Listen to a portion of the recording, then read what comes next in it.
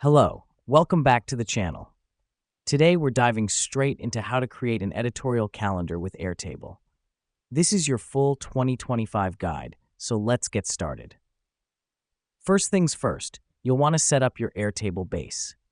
This is the foundation of your editorial calendar. Think of it as the digital equivalent of a blank piece of paper, ready for you to map out your content plan.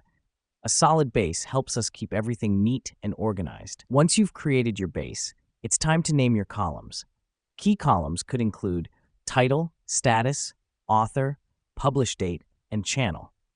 The reason we do this is to capture all the necessary details for each piece of content.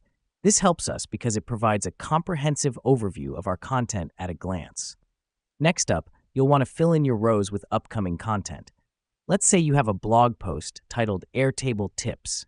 You'd input this in the title column, assign an author, set a status such as in progress, choose a publish date, and specify the channel, for example, blog. This step is important as it helps us keep track of every individual piece of content and where it fits into our overall plan.